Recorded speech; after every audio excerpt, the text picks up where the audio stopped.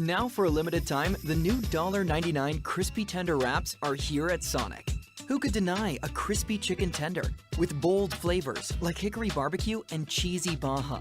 And we can't forget the crisp lettuce and melty cheese to make the perfect bite. Wrap yourself up with some TLC, tender, love, and chicken for only $1.99. Sonic $1.99 crispy tender wraps. Tax not included, limited time only at participating Sonic drive-ins. It's more fun to be there live to see the Memphis Grizzlies hit the court all season long. From the electricity and FedEx Forum to the highlight reel plays, there's nothing quite like Grizzlies basketball. As the official marketplace of the Memphis Grizzlies, Ticketmaster gets you in with a huge selection of seats. So get off the couch and into the stands while you still can. Score tickets today at Ticketmaster.com. That's Ticketmaster.com. There's no substitute for experience, the knowledge gained from having been there before, and the passion to share what you know to make everyone around you better. It's true in basketball. It's true in banking. Grizzlies Checking from Pinnacle. Play hard. Bank easy. Open a Grizzlies checking account with at least $100 and a recurring direct deposit by January 12th, and you could receive a $200 direct deposit bonus into your account and be entered into our Grizmas drawing. Details at grizzliesbanking.com. Member FDIC. Don't Worry, Be Fluffy World Tour. The minute you get into a brand new relationship, like magic, you know who really notices just how happy you are, guys? Other women, not your woman. Look how happy he is. I bet I can change that. Friday, May 10th, FedEx Forum. Get your tickets now at fluffyguy.com. Don't miss a Memphis Don't Worry, Be Fluffy World Tour. 10 feet ahead of you, catch me is something you'll never do. I turn around and I level you, no motivation is needed. Look, I put myself on the pedestal, this is incredible. Take your fandom to the next level with the official Grizzlies app. Go all access and behind the scenes. It's got to be heavy defense. That's where it starts for us. Personalized to where you are and who you are. Get easy access to ticketing, the game day guide, and your own app customization right at your fingertips. Upgrade your experience and download the Grizzlies app today. LifeCare Ambulance is proud to be an official partner of the Memphis Grizzlies and FedEx Forum. At LifeCare, they wear their hearts with pride. Their passion is their people. They want you to love what you do and where you do it. Their employee-driven culture encourages a healthy work-life balance and supportive work environment. They invest in your success and well-being so that you can provide the best care for the patients that they serve. Join the incredible team of EMTs and paramedics in Memphis, Nashville, and across the nation today. Learn more at lifecareamb.com. Grizzlies fans know it's the team that gives you the edge. Big River Steel does too. That's why we're looking for team members to help us reshape the steel industry for a more sustainable tomorrow. Our edge starts with you at www.bigriversteel.com/join to join our team. That's www.bigriversteel.com/join to join our team. Today we have two very special guests on our program, introducing Lem and Lime. Hello. For Starry Lemon Lime Soda. Thanks for having us. What is Starry Lemon Lime Soda? It's a crisp, clear burst of lemon lime flavor, and it's caffeine-free. Between us, one of you must be a little more important to Starry than the other. Who is it? We're both important. So we could just as easily be Starry Lime Lemon Soda. No, that doesn't sound right. Oh, I like it. So you saying hip-hop could be hop-hip? Works for me. Starry Lemon Lime Soda. Starry hits different. 10 feet ahead of you, catch me is something you'll never do. I turn around and I level you, no motivation is needed. Look, I put myself on the pedestal, this is incredible. Take your fandom to the next level with the official Grizzlies app. Go all access and behind the scenes. It's got to be heavy defense. That's where it starts for us. Personalized to where you are and who you are. Get easy access to ticketing, the game day guide, and your own app customization right at your fingertips. Upgrade your experience and download the Grizzlies app today. Live from downtown Memphis, this is the Chris Vernon Show, presented by Caesars Sportsbook on YouTube at Grind City Media and the official Grind City Media app. Now, here's your host, Chris Vernon.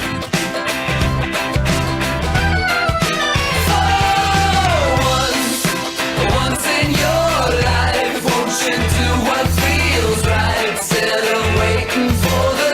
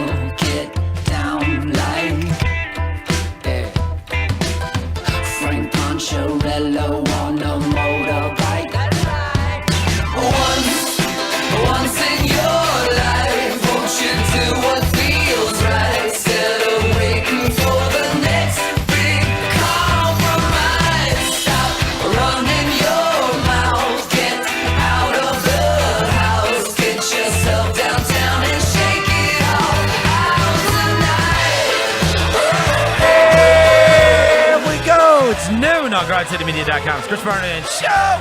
There's a bunch of playoff games last night. There was also an NFL draft that took place. We will get to all of it today, and we will get you ready for the weekend. Gary Parrish is here. It's a Friday. It's beautiful outside. Smile. Let's do it. Turn it up.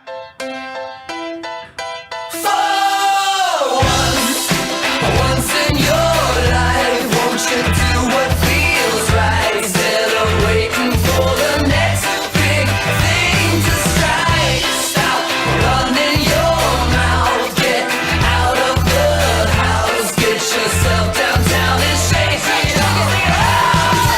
Baby, once I wasn't alone. Hey, I want the strongest. Yeah. I hope everybody's having a good day. Unbelievable sports night last night as I had the NFL draft on one channel and then I had the NBA playoff games on the other TV, and it was great to watch both of them unfold. We will get to everything that unfolded last night and then kind of preview the weekend that is ahead. A ton of stuff to get to. The NFL draft was great. A great watch last night, to say the least. And some of the NBA games were pretty good, and certainly some interesting things came out of them. Before I get to anything, I welcome John Roser to the show. John Roser, a.k.a. the Cologne Ranger, the Body Spray Bandit, Senor Sack, a.k.a. John the Backbone, John the Bearcat, the Grim Roser, John Asparagus, Johnny Neckhardt, John Lance, John Pistol, John Pearsall, Yogi Roser. What up? What? Yak Harlow. Yak Harlow. Yak Harlow. The streets are calling Ricky Pearsall. They are calling Ricky Pearsall Yak Harlow. I already have my Cowboys Tyler Guyton jersey on the way. I've been watching offensive line clips all morning. Great technique. Great technique. He's got to work on it. Yeah. Devin Walker's here. He's the microphone mangler.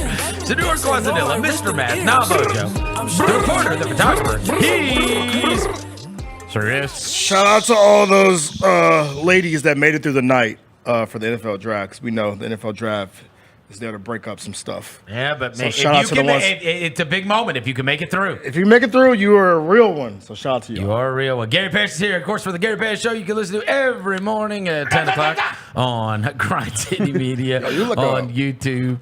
Like one of those Miyoji characters. I don't even know what that means. You look like a Miyoji. I think that was a shot. That's a check. He checked you. Yeah, he checked you.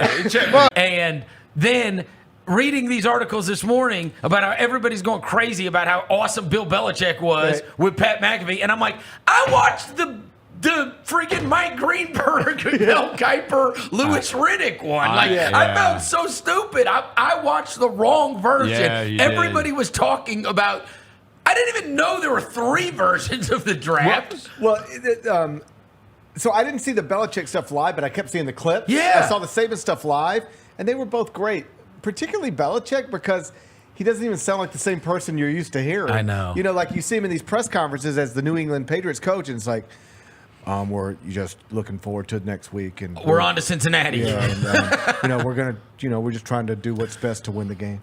You know, just that's all it is. And last night it's like, so Bill, what do you think of Jaden Daniels? And it's like, well, Jaden Daniels he's just a different. He just sounds the rhythm, everything. Yes, Everybody always said, and this is an interesting thing, he could be great.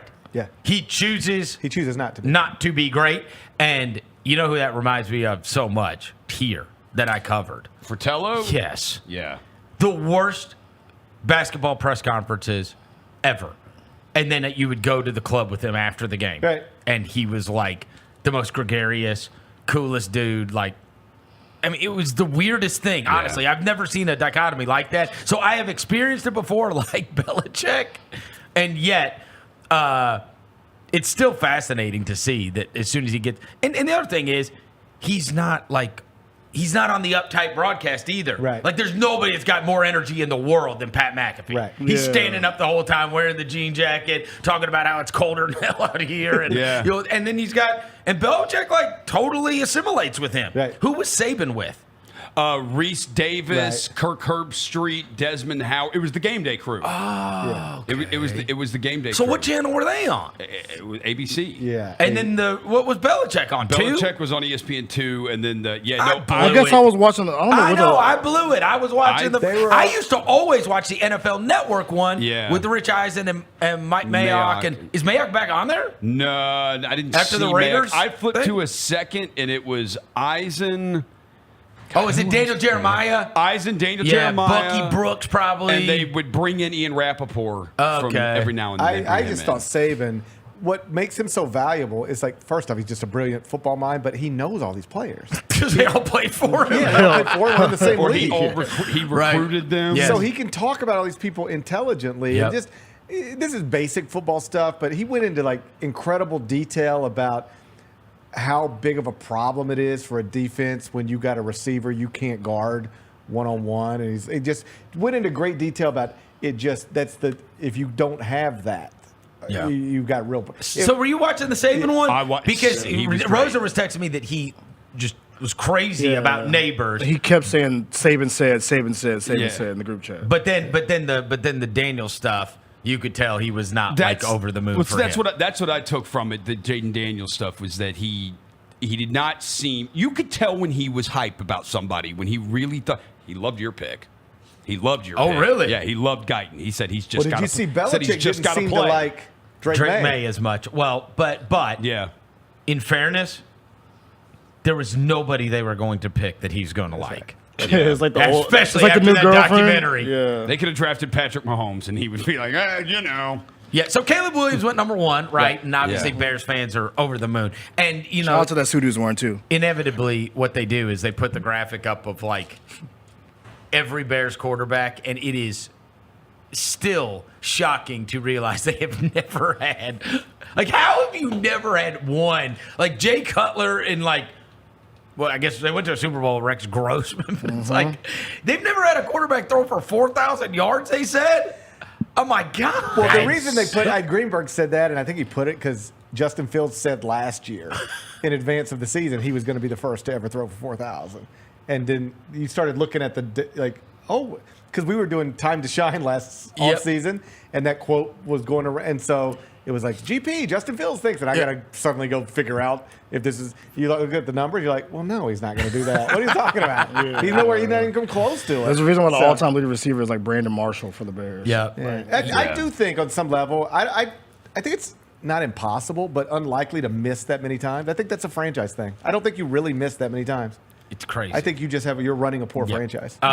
2 was Jaden Daniels. I was over the moon, losing my Drake May bet because I was like, there's no way they're actually going to do this. He's going to be terrible. The Commanders are set back at least 5 to 10 years. He goes. Hey, I am Team Jaden Daniels. I love this. I assumed. Yes, you know where I'm riding. Hey, you know why we here? Buddy, you know why we here? One thing I know about Sue you me. is going to be used on the Jaden Daniels. Damn right. Dude, Jaden Daniels. All right, so I knew you ain't rocking a Drake May jersey. David goes. He's like, well, I almost put mine on for today's show. He can escape, and he can scramble, and he has amazing receivers, but he does a good job of getting the ball to him. But he raved about the receiver. Oh my God! Like I texted you guys while they're showing the Malik Neighbors highlights, and I'm like, bro, I could throw these passes. Maybe not as far, but there's nobody near him. He had 10 yards of separation. And we all forgot about the Thomas kid who went later in the first. Who, when it flashed up, led the nation in touchdown catches this year, by the way. That wasn't Neighbors, the guy who went 6. It's the guy who went 23. Jaden Daniels you gotta get it there, the GP. Redskins stink. GP, Commanders. You got to get it there, GP. He said he works hard. He works hard. That's what he said. He's got to stop jumping into crowds and we'll be all right. Yeah, we those clips of him jumping into crowds. So then I was thrilled that Drake May went to the Patriots, so then I don't have to root hard against him because he's the guy that I was a fan of. Marvin Harrison Jr., there was a lot of talk that like maybe Neighbors goes ahead of Marvin Harrison Jr. Whatever. Like I saw the clip from Kyler Murray over the moon this morning. Yeah, in the Anquan Bolden jersey. In the Anquan Bolden jersey. That was pretty dope. Yeah, I'll give you you was an extra small. I mean, you see those highlights that they showed of him. Yeah. You want to talk about like forget separation. This guy like won every jump ball. So like they just threw it up and he just whack. I can be nice. be Johnny Saban since you didn't watch the Saban broadcast. Yep. He goes Larry Fitzgerald.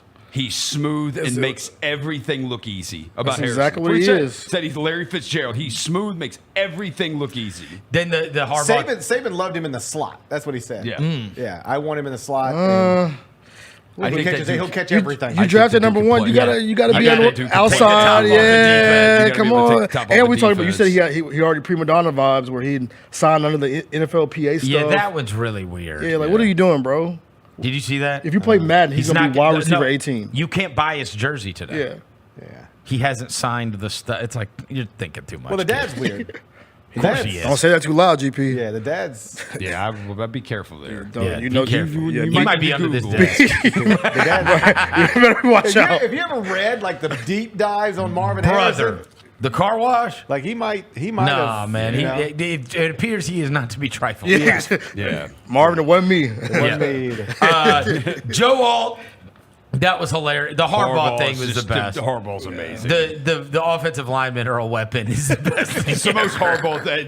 That's someone who has had Jim Harbaugh coach their team. That is, yes. But that is also That's Harbaugh. like the great teams build inside out. That's how we and then did the it. bad teams draft 7-on-7 teams. That is That's the way it how- goes over and over again. That is how he built the 49ers. That is how he built Michigan. That is how he built Stanford. Is you offensive line, defensive line. Hey, but they got to get a receiver about to throw to, bro. I'm sorry. Yeah. At some point. I was crushed that Malik Neighbors went to the Giants because, of course, he's going to be in the division.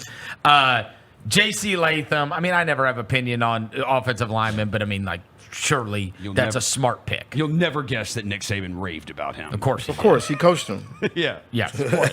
And then we get to 8, which is the funniest thing ever. I heard you talking about this. I mean, like, and you gave a really good analogy about how if they hired a 22-year-old to sit next to you during every show right after they I just feel like I don't want to work like this. after they just signed you to a 4-year contract. It's like a college basketball guy. He's like a college basketball up-and-coming guy. Okay, so I heard their reasoning this morning. I finally did like what is that? How did they talk their way out of this? And I'm going to present to you what they actually did say about talking their way out of this. And I'm going to paraphrase, but you'll get the gist.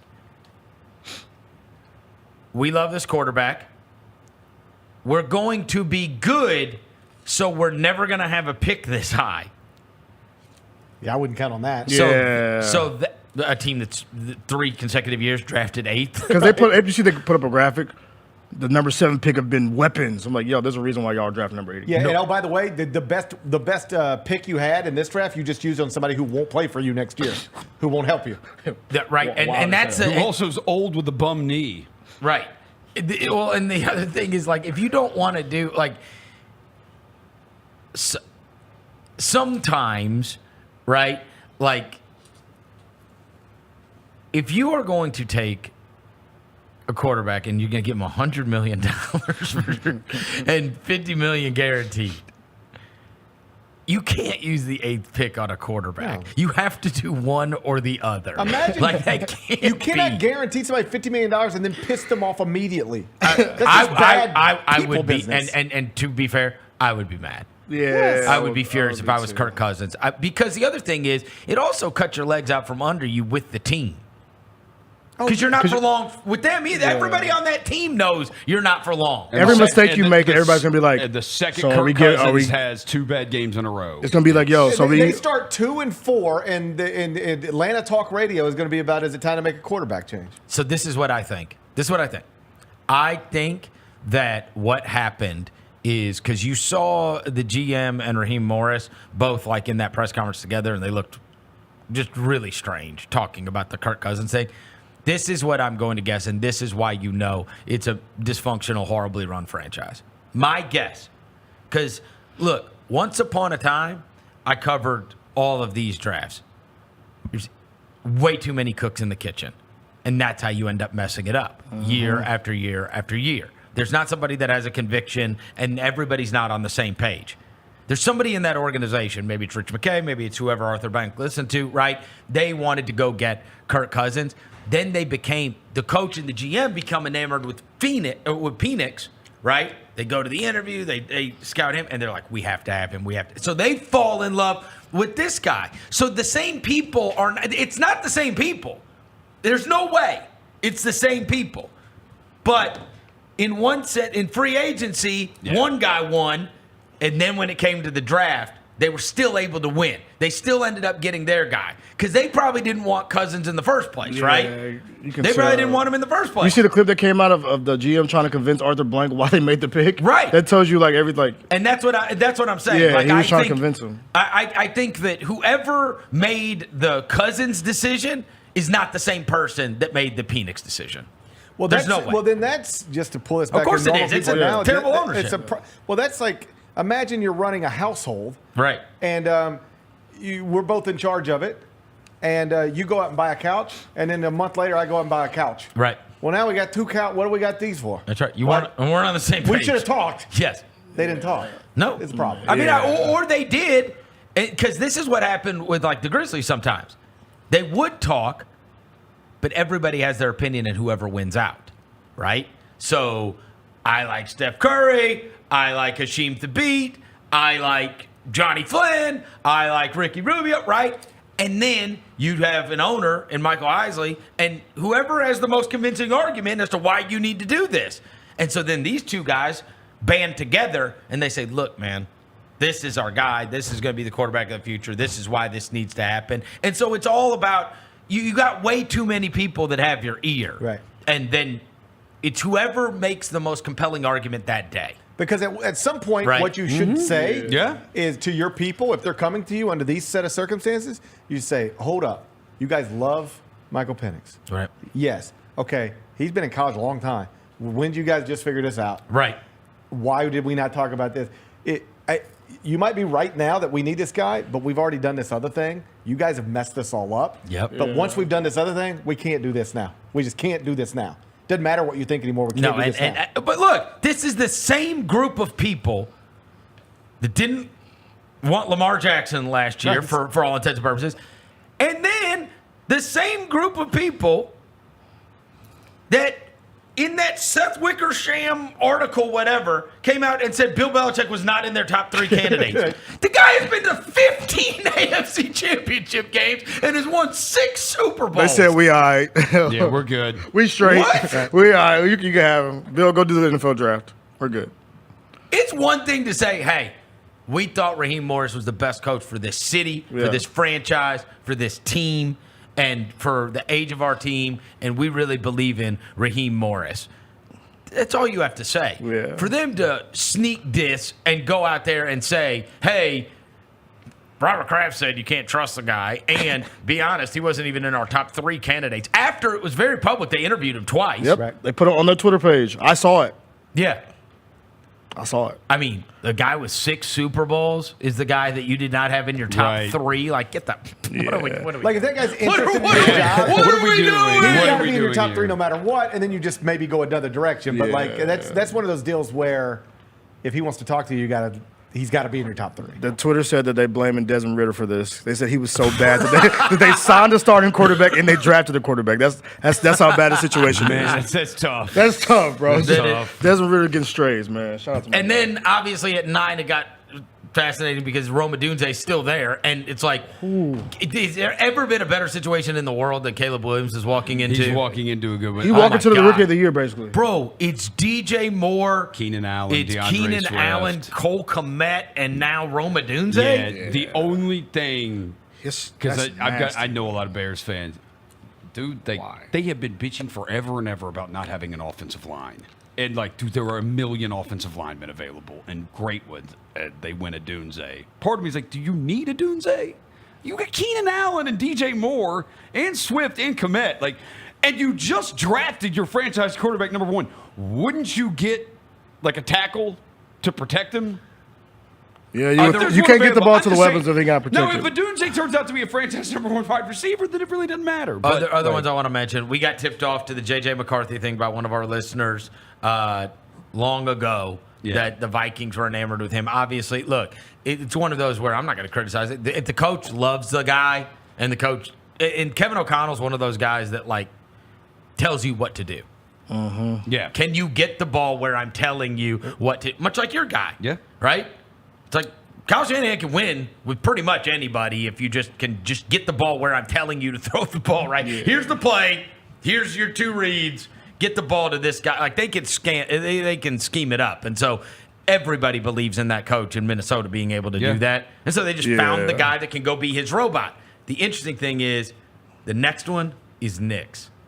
And like that's the other thing. It's like Sean Payton believes this is the guy that he can go and he got a type for sure though. But bro, he got a type. Sean Payton's got to chill out with the Patrick Mahomes. Yeah. What? Like even if you think that. Wait, he said it? Oh, he said out loud. Oh, he went in a whole story. When I was in New Orleans, we had the 11th pick. Yes. And we were about to take Patrick Mahomes. That's who I was taking. Kansas City moved up to 10, took him. And I'm never letting that happen again. And I believe in Bo Nix as much as I believed in Patrick Mahomes. Oh, no. You just can't say that even if you believe it. Oh, no. Because you probably shouldn't believe it. Because it seems like a stupid thing to believe. Especially if you're I've seen Bo Nix play football. Yeah. Especially if you're in the division. Right. He's going to destroy you, bro. Did he just trade for Zach Wilson? Patrick Mahomes like, oh. Yes. He just traded for Zach Wilson, too? Yes. But, I mean, for nothing. Man, they both look alike, though. He's like, yo, I like my curly hair quarterbacks. But you see the photo? Right, so this is the thing. The Bo Nix thing, it's going to be the craziest thing if he is just awesome. Because none of us in the South can ever get out of our head Auburn Bo Nix. No. Like, it didn't matter that he was the best quarterback ever at Oregon for a long stretch of time. Because it's like, we know Bo Nix. You know what I mean? We saw his ass. But in fairness, this did happen with Burrow.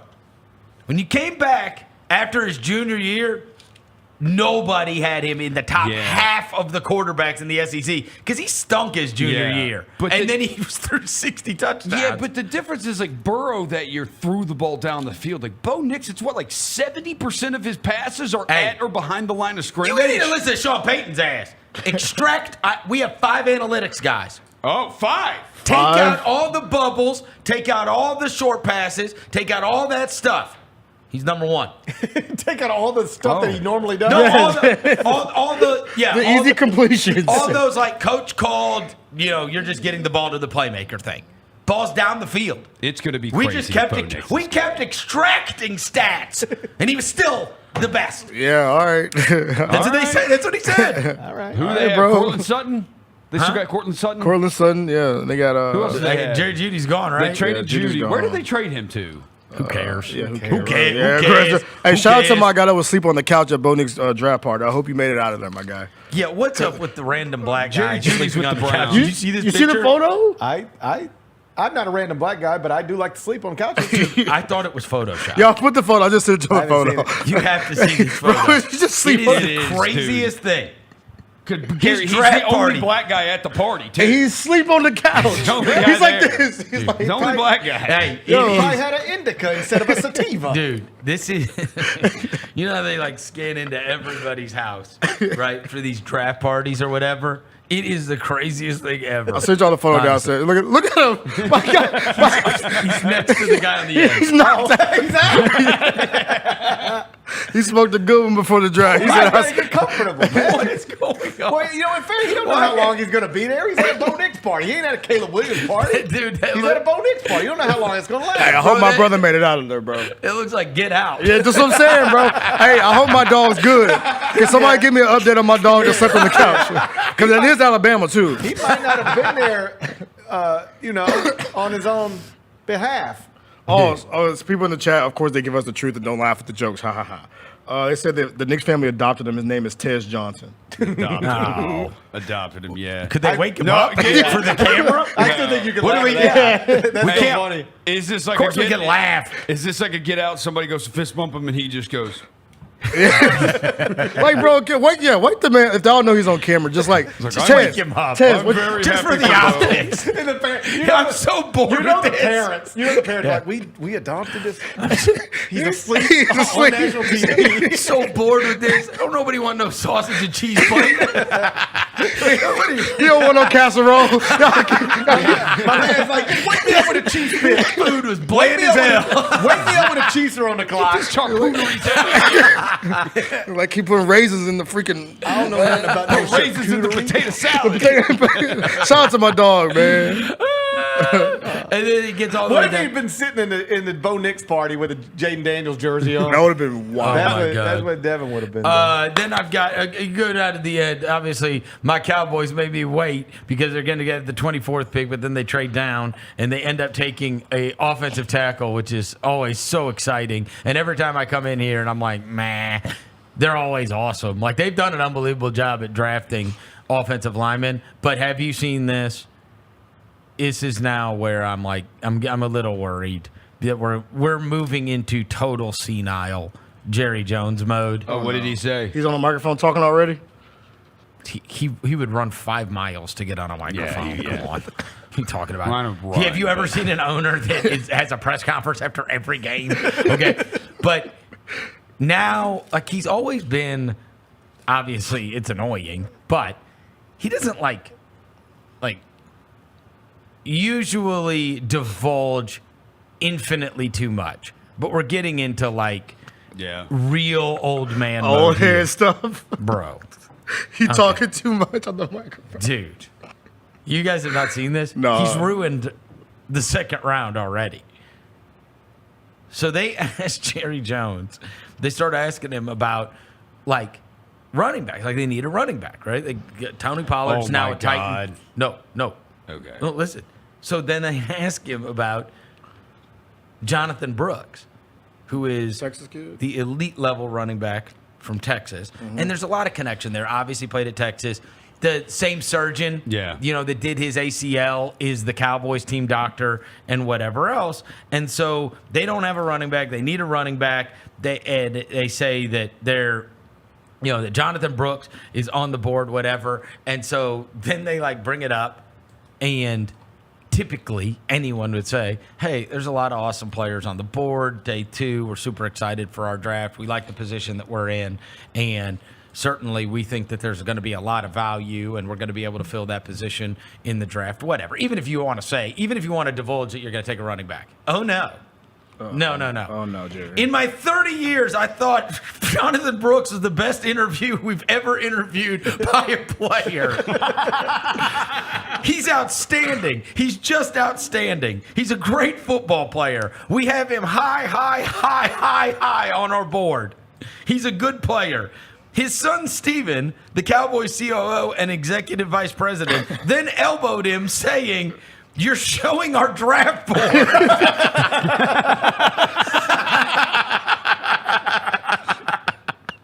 All right. Bro. Then it's okay. Bro. So then Steven has to talk about him, and he says, I echo Jerry's thoughts. He's outstanding, and certainly I think he's working his tail off to get that knee right. He's good friends with Overshawn, who we took last year, so I think they're taking notes on each other's knees. They're competitive like that. He had a great season, blah, blah, blah, blah, blah, whatever. And then they just keep talking about Jonathan Brooks. Like, they won't stop. They're like, his dad passed away. The kid's had a really tough year, whatever. Like, they know everything about him. And then Will McClay, who is the vice president of player personnel, gets on the microphone and says, and Brooks is one of several great players that are still left in this draft. Bro, y'all are. He's like, so if you want Jonathan Brooks, you better jump ahead of the Cowboys to get him. Exactly. They have the 56th pick. So now he's going 55th. Yes. And y'all going to have to pay a price for it. They have the 56th pick in the second round, and they have in the third round, 73rd overall. Bro, Jerry, get it together, bro. Bro. Get it together, bro. This dude really was asked about a player and said it was the best interview I've had with any player in 30 years. Before he even drafted him. High. Yeah, right. Before you even drafted him. Bro, he's not drafted yet. There's only been 32 picks. What is wrong with you? Why are you already saying that? What is wrong with you? He is old, man. That's wild, man. Could you imagine anybody doing that? Seriously. Can you imagine? Well, just to go back to where we were, like you couldn't get Bill Belichick to say that much about a player they just took. I know. Yeah. Like, yeah, we like him. We took him, so we obviously like him. So you know Michael Lombardi. Obviously, his son worked for the Raiders last year, and he worked for the Raiders for many, many years. So I saw the clip last night from the Veasan thing or whatever he was doing, and when Penix was selected by Atlanta. And obviously they said what they were going to say, and we're all like in shock as everybody else was. But he immediately got a text and then mentioned it, so you know that the text was from there. That like ruined the Raiders' night. Yeah, because the Raiders wanted Penix and they were going to take him at 13. Now this is one of those things. Maybe one of God's greatest gifts is unanswered prayers because they got your guy Brock Bowers, right? Yeah, get his That's who they 10. end up with, but. The whole league was like, what are they doing? Yeah. They really did screw up everything. It was reported that the Raiders, the Broncos, and there was one other team that were in that teams wanted Penix. Like, there were 3 teams there that were going to take him. Falcons were like, nope. That's our guy. And the Falcons took him. Auto pick. Look, it all looks dumb today. Like, what are you doing? If Michael Penix turns out to be good. Dude, how many times did we say this? It was a great quarterback year in college football. Yeah. Like you watch every week and you're like, dude, if you don't have a quarterback, you are smoked. Yeah. Great offensive so year. many good Great ones. offensive year because all those we took how long until the defensive player was picked? It was like 14, 15, something like that. Forever for us, I think that's right. All right. Do you think that my GOAT, Michael Jordan, would lose 11 consecutive times to the same team? I just want you guys to speak for your GOAT. I can say probably not. Yeah, I had to say yes last night, GP, just because LeBron has now done that against the Nuggets. 11 times in a row. Yes, that's nasty. It's tough. Can you summon one? Can you get one? One win? No. Can I get one win? Did you see D'Angelo Russell last night? You see that? No. The answer is no. My favorite. Look, it's always his supporting cast and his coach. No, my favorite was when he dribbled the ball off his own leg. LeBron did. I listened to you. I saw that he got mad at Torian Prince. LeBron dribbled the ball off his own damn leg. He was so mad at Torian Prince. Yelling at Torian Prince. He's like, bro, this is your fault. Off your own leg. Bro, And what was funny about that moment, if you go back and watch it, like the live version of it, the announcers don't even acknowledge that LeBron just dribbled the ball off his foot. Like, nobody even said it. It was just like, turnover, we're going to break. LeBron's yelling at Torian Prince. Like, bro, why'd you do that? Nobody even said, like, what is that? Yeah. I heard you and Kevin. I listened to Mismatch this morning. And, like, I get it. Like, that's just bad. You're an all-time great. You've lost 11 straight time. It ain't his fault. I don't believe it's his fault. He's still awesome. They can't run everything through him. He can't be your best player anymore. Just can't. No, he can't. It's 3 out of 4 years in the play-in, bro. And if I think AD should have been your best player. He'll get his stats. Yeah. AD will get his stats. Nobody will be made better. Nobody. Nobody's made better. So what do you do if you're LeBron? What do you do if you're LeBron James? You go. He's going to go to Team USA and he's going to rally the Super Avengers. Either that or he makes a call to Trae Young and be like, "Yo, Trae Young and Mike Tyson over the top." That's how far away they are, though, from beating the Nuggets. Oh yeah, no, I don't think they're not even close. Yeah, Bron might. Trae Young changes that. He might retire at this point. Trae Young in every pick and roll like possible. They're just going to go. Any team would just go find Trae Young. Well, and the LeBron Davis thing, like we can bring up the bubble championship all you want, right? That thing has been a massive disappointment. Yeah. When you team up those two guys together, and part of it is the league now, it's a league of shooting. And neither of those guys can shoot. Right. I also think part of it, that's just been my opinion forever. Like, bro, this is life in the Western Conference, and everything LeBron did in the East, making 8 straight, 9 straight finals, that would not have happened if you played in the Western Conference. Stop being a hater. It's a gauntlet every single year. Stop being a hater. Like, you don't, like, several years, all they had to do was beat DeMar DeRozan and Kyle Lowry. That's literally the only team that mattered. Or it was Roy Hibbert and Paul George Pacers team. That's all you got to be. He's a hater, bro. all You you hate got. on the front line, bro. Hate on the front line, bro. Hater on the front line. Yo, Gotti said that. But in the West, you got the Curry Warriors. You had the CP3 Blake Griffin Clippers. You had Tim Duncan and Kawhi Leonard San Antonio Spurs. You got Dirk with the Mavericks. Like you've got KD and Russell Westbrook's Oklahoma City Thunder teams. Like the Western Conference is just way tougher. And he is a fraudulent king. One of the most overrated players in the history of basketball. This is our day. They're down 0-3. This is our day. GP, we got to fight back. Win a game. GP, we got to fight back, GP. We got to fight back. He's not top 5. We got to fight back, GP. He's the greatest 39-year-old basketball player you've ever seen after being the greatest 18-year-old basketball player you've ever seen. He turned into Skip Bayless. Victor Wembanyama is the best 18-year-old basketball player I've ever seen. I will say, bro, if Bronny wasn't going to be he's not going to be an NBA player. If Bronny wasn't around, I would tell LeBron to retire. I would say hang it up. No, stop. No, I'm being He's still awesome. I'm being dead serious. You know what I would do? Retiring after getting swept would be I'd go to New York. Huh? I'd take a veteran minimum, go to New York. And play with Jalen Brunson? And try to bring a title to New York City. Why New York City? Because that would further, what can I do that nobody else can do? Nobody's been able to do that. Let me go be the person to do that. I actually think he'll just stay in L.A. They'll go get a clutch star. They'll probably go get Trae Young, and then they'll run it back next year, and they'll be in the play-in again, like they always are. He'll be back in the play. Swept by the Nuggets. They played more minutes together. This is all you need to know about when LeBron James and Anthony Davis are like, because everybody always talks up their all of their other parts until they lose, and then their other parts aren't good enough, and it's like. Dude, they just played more minutes this year. They were both healthy the whole year. They played more minutes this year together than they did in the last 2 or 3 years combined. And they snuck in. All right, let me ask you this, though. They snuck in. Ask the question, let GP. me ask you this. Capital J journalists. If they could just get matched up against anybody other than this team, are they maybe the second best team in the West? No. That's a bit... No. They're not better than Minnesota. Minnesota would be. But that's the way it goes, Yeah, bro. that's the way it goes. We had to face the Lakers. We did it last year. Here's my point. It feels like they are so far away, but are they only really so far away from them dudes? I think Minnesota would cream them. I think Minnesota would kill them too. It's crazy. I don't know about Oklahoma City. But this is the point. That's the way it is. This is the Western Conference. But that's the only team, though. It's the way it not is. the only team. But it might be the only team Luka would lose to, too. But he might next round. That's what I'm saying. Like next round, he might be packed up, too. Well, I guess it's actually going to be Oklahoma City next round. Yeah. For Luka if he man makes trying it to through. put fraudulent on Bron's name, bro. Well, get out of here, bro. You a hater, This is bro. our day. Fraudulent This king. is our day. Bro, And Bron, you know they're getting swept because he don't want to go back to Denver and hear "Who's your daddy" chants. That's right. So they're just going to lay down, which is what he does I feel anytime he's about to go out. The in a person I feel series. bad for, Bron, I don't feel bad for because Bron's Bron. I feel bad for Darvin Ham, bro.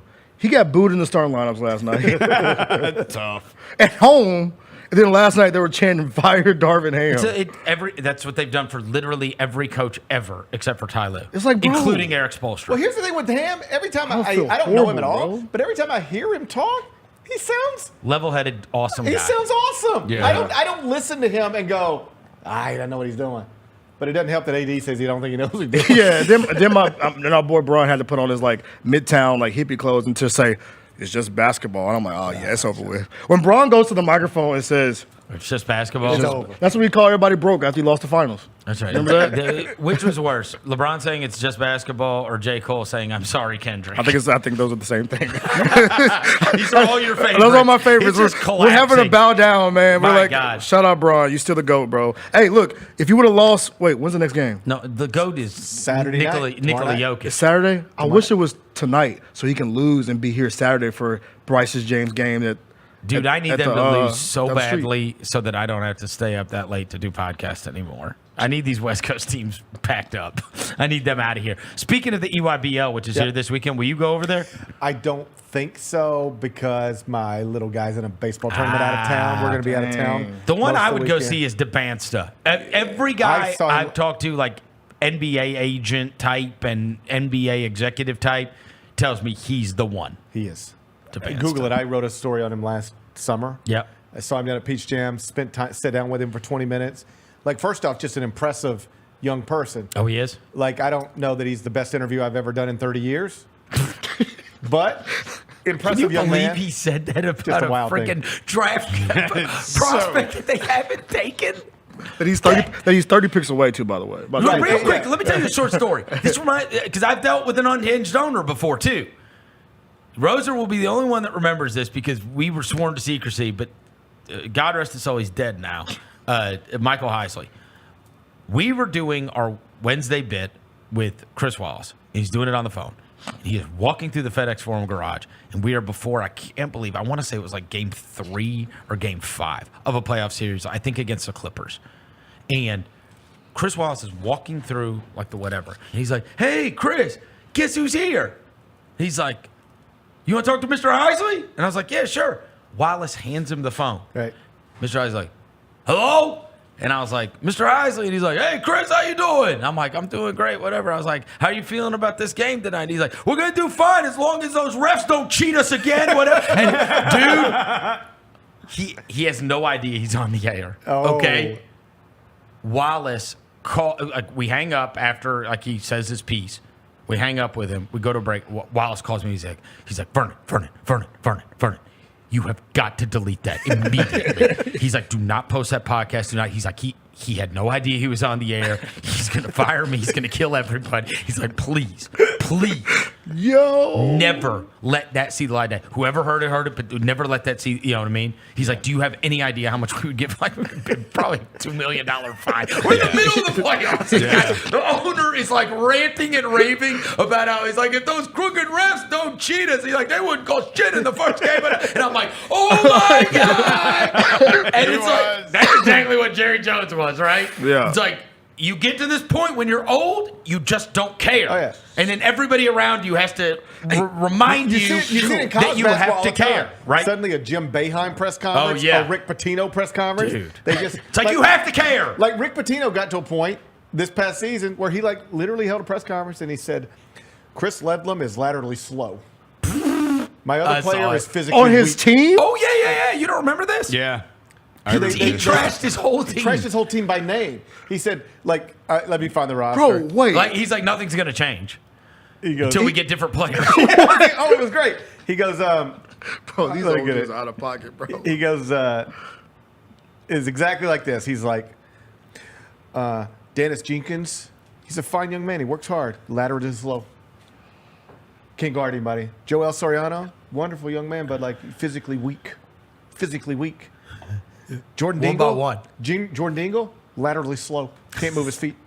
Just goes down the whole roster. Like everybody was either laterally slow or physically weak, or laterally slow and physically weak. Hilarious. On the microphone, that's crazy. But you just get to a point. I old and watched you it don't with care. these older coaches. They get to a point where they don't care anymore. No. All right, They just back say, to Debanza. Okay. So I saw him last summer, Yep. and You met him.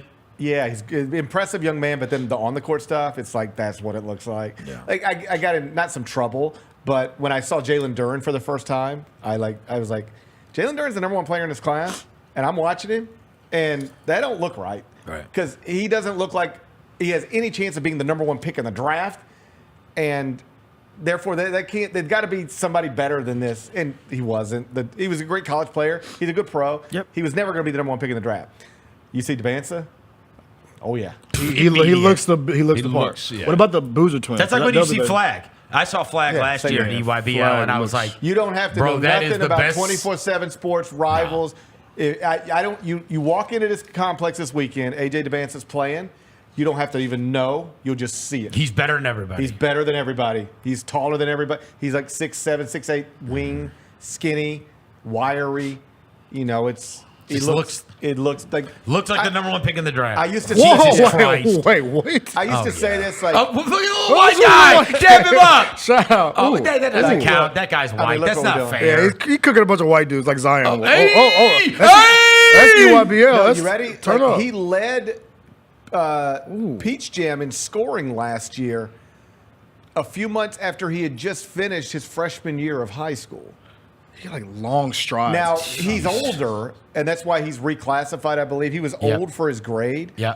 but he was just awesome, and he is awesome. Smooth as hell. He got like long. He ain't like quick. He's just like long striding. Yeah, like it's long strides. Long strides. Yeah, That's he's what it not looks crazy like. That's what it looks like. He's just the stride. It reminded me. He's got the Travis Scott look too. Yeah, not the same kind of player, but I just remember there was a time way back when like Derrick Rose and Eric Gordon played on the same AAU team. Yep. And you went and watched those guys, and it was like, you don't need recruiting rankings. Like, that one's special. That one's special. Yeah. Same thing here. You don't need to know nothing. You walk in a gym and that kid's on the court, it's easy to see. What about the Bruiser twins? Yeah, I know Bruiser twins would be there. who do you know? I brought them up about how awesome they were because I saw them on TV. It's time like the one is better than the other one, right? And yes, dude, do you know it was on a text with a bunch of guys that do like the draft stuff, and they tell me that like they like can't stand. There's some like can't stand the dad. Like they have like no relationship. The mom, it does. With really? With Carla, yes. Yeah, I don't. There's know some to kind that of thing extent. where it's like they're not, like the dad is not around them, and like they do have that name, but that like you never see him. Carlos Boozer Well, I is think not what like everybody had involved with assumed them at for a all. while was, well, they're going to Duke because of the dad. And something I was told very early on was they might, but don't think the dad's carrying a stick in this thing because he's not. It's the mom. Wow. The mom's got the juice. The mom's who, if you're a college coach trying to get in this thing, you got to go through the mom. You got to go through mom. mom. The dad ain't the guy. Are they nice though? Like, because I know they play on the Oakland Oh Soldiers. yeah, They not, they're nice. both really good. Here's what I was told by, because it was last year at Peach Jam. It was like the whole thing was Cooper Flag or Boozer, like who's actually the best player. And Boozer didn't show up. He wasn't there last year. Yeah, At EYBL. I'm saying at Peach Jam he was. Yeah, he was at Peach Jam. Yeah, and this is what I was told by. Let's say I asked 6 people, all of whom I respect, and this is the not unanimous answer, but the answer I got more often than not. Right now, if you were trying to win a game, take Cooper Flag. He's the better player. In 5 years, Boozer. That's what they said. Interesting. That's what I was told. What about I know you mentioned AJ, but Were all these people racist? Yes, of course. All right. What it's all we got is the Cooper Flag thing. Trust me. We send Devin Cooper Flag highlights every day. Last night it was Ricky Petersall, who Roser's team took. Cooper Flag's gonna be a nightmare for you. Man, look, we coming. I saw him. I saw him in the Memphis crowd talk crazy to the Memphis people. You had to. You a dog. He tried to come in here and claim him. Yeah, you cannot bro. have Cooper Flag. Bro, he was in Memphis talking crazy to Memphis folks in the stands and wasn't scared. He a dog. He a dog. A pit bull. Cooper Flag is he is unbelievable. He's ours though. Man, no, bro. He quasi. What's up with the Stokes? He's number 1 2026 Stokes. Yeah, that's a little too far out for me. Oh, you want to go that far? I haven't seen the 226. Yeah, yet. come on. The 26s, for goodness sake. Wait, he's on the same team as AJ. Do you think, here's the real question. I expected that and it's a dead period, right? I think for college recruiting because there were no college coaches last year. I need to look at the calendar. I haven't looked at it because I know I'm going to be out of town. Last year they couldn't be here. I think maybe they. Oh, really? Because it's session 1 this year. Because last year was session 4, right before Peach Jam. Does it matter as much? No. Do you think these college coaches are in high school gyms and at these EYBL things in the same way? No, they're not. Because they're like, we're not recruiting these guys anyway. Well, like Todd Golden, it was so like there was a story about him at Florida when he got the Florida job, and it's like, okay, EYBL, and he was like, he didn't even go. None of it. He's like, that's not where I'm getting players now. Like, what am I going to do? I got to build a team now. I got to be in the transfer portal. It's a bad use of my time to be sitting in a high school gym or sitting in Memphis watching, a bunch of high school players. Like, I need to work on getting a team for next year. What percentage of coaches do you think just aren't even recruiting hard high school kids anymore? They all are. They think a high percentage? It is different people doing it different ways, but for the most part, the high major coaches have told me if 10 years ago I needed a 5-player class, I would do maybe 4 high school players and a transfer. Now it's going to be 4 transfers and a high school player. So you think they're just focused on a few? Yeah. Like, if I can get this high school player I really like, but the mistake you make is loading up on them the way you used to load up on them. Like I don't guess he'd mind me saying this, but when Chris Beard was at Texas, he was like, I would kill to take the 74th player in the class. But now what does that do for me? 74th player in a high school class probably is like at best the third or fourth player in my class. If I'm taking transfers, then he's not going to be able to play as a freshman. And then all we're doing is developing, and then he's transferring after 1 year. So what's the point of even taking that person to begin with? So where you really found the squeeze is if you were ranked, say, 150th in your high school class 10 years ago, like the Memphises and the Auburns and the Alabamas and those, everybody except Duke and Kentucky basically would at least be interested in you. You could, now they're not. That's Chris Crawford. Yeah. Now, That's right. now they're not interested in the Chris Crawford anymore because they can go find a 22-year-old guard who's already proven at the. Who's Chris Crawford, 22 years old. That's right. Yeah. That's Exactly. right. So it is really squeezed. Like you see a lot of high school players now who 10 years ago they would be signing with Memphis, and now they will be signing with Murray State. So because to double back around and to get to that high level, you think? Well, yeah. Are kids like doing the lower level so I can get to the high level? Well, and it's also like it's almost the other thing is if you're like you would think that maybe there is some advantage in being the hardest worker on the recruiting scene now, but even if you get awesome players, are you even keeping them? No. Right? Like you could look and say you're at like a Murray or somewhere like that, and you could say, you know what? I'm not having to fight Kentucky and Michigan State and Kansas for all of these kids anymore. And I can go make, I'll give you a perfect example. Rutgers got, yesterday when we were doing it, I said, Rutgers has 2 of the top 5 players in the country that are going to Rutgers? Right. Yeah. How? One of them's a family thing, and then the other one's his friend? Yeah. I got you. But what I'm saying is if that was going to be one of those where here's the advantage, I can go recruit, but then I would be worried that I couldn't keep them anyway. But here's what some mid-major coaches are saying. Come with me and let me get you there. I'll get you there. That's actually smart. Right. Because here's Kansas doesn't want you now. Give me but 2 they years. will after a year. That's give me exactly 2 right. years So if you're here. a mid-major coach, here's what you're saying, and this is actually smart from the other perspective as well. Let's say you are ranked, let's just say 200th in your class. Right. All right. And Memphis is interested, but also Murray State is. You go to Memphis, you're going to sit on the bench. You go to Murray State, you're probably going to start. And by the way, you have no market value because you're the 200th ranked high school player in the country. Nobody cares.